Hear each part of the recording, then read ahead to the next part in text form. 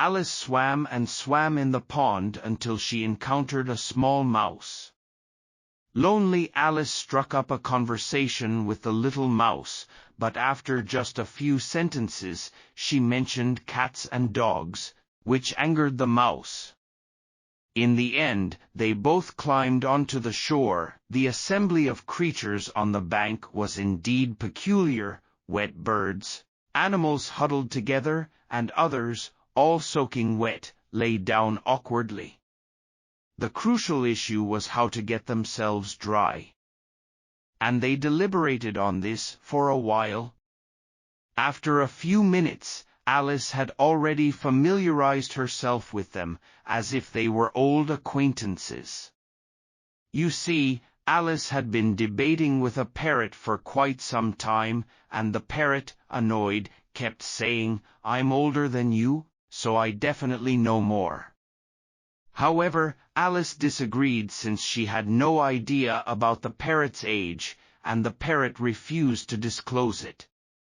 They had run out of things to say to each other. Finally, the mouse, as if it had great authority, lay down in their midst and shouted, "All of you, sit down and listen to me. I will get you all dry very soon." They immediately sat down, forming a large circle with the mouse in the center, while Alice anxiously stared at it. The mouse was well aware that if their clothes didn't dry quickly, Alice would catch a severe cold. The mouse, in a very official manner, said, "Are you all ready? Below is the driest story I have for you. Please keep quiet." The conquest of William was supported by the Pope, and before long, he conquered England. The parrot shivered, and the mouse furrowed its brow and asked, "Excuse me, do you have something to say?"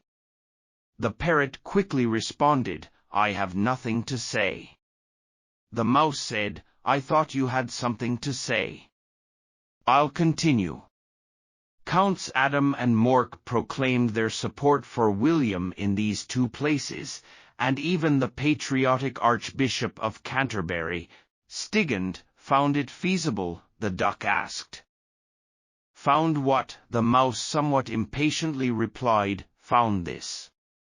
"Of course, you wouldn't know what this means. You certainly know what eating means. This typically refers to a frog or a worm.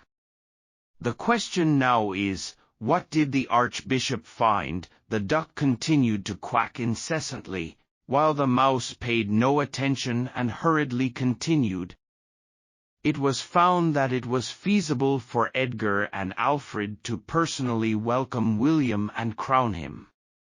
William's actions were initially somewhat restrained, but his Norman arrogance— How are you feeling, my dear?" It suddenly turned to Alice and asked. Alice said gloomily, just the same as before, "Your storytelling isn't helping to dry me off." The dodo stood up seriously and said, "In this situation, I suggest having a meeting and immediately taking more effective measures." The eaglet said, "Speak English. I can't understand half of what you're saying. Besides, I doubt you even understand it yourself." After saying this, the eaglet lowered its head and chuckled, while some other birds also secretly laughed. The dodo, in irritation, said, "What I meant is that the best way to dry our clothes is to have a caucus race." "What's a caucus race?" Alice asked. Alice didn't really want to ask too much, as the dodo had paused there, seemingly waiting for someone else to ask. Unfortunately, no one did, so the dodo said, "Yes, to explain it, it's best to experience it ourselves. Since you might want to play this game in the winter, I'll explain how the dodo does it." First, it drew a race course, somewhat like a circle, but the specific shape didn't matter, it said. Then, the whole group of creatures scattered within the circle, and there was no need for a 1, 2, 3, go. Whoever wanted to start could start, and whoever wanted to stop could stop. So, determining the outcome of this race wasn't easy.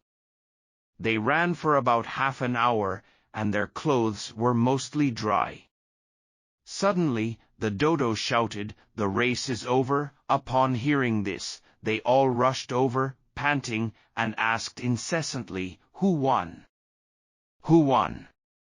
This was a question that the dodo needed to think about carefully before answering. So, it sat down, propped its forehead with a finger, and thought for a long time.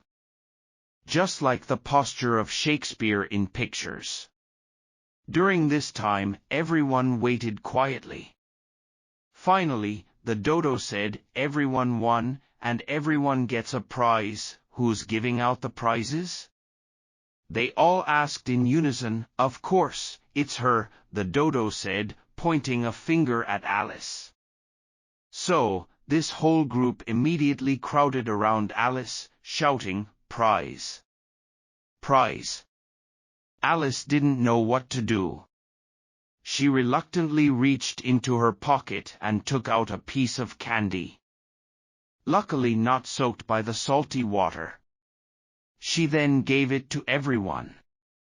It was just enough for each of them to have one, but she had none left for herself.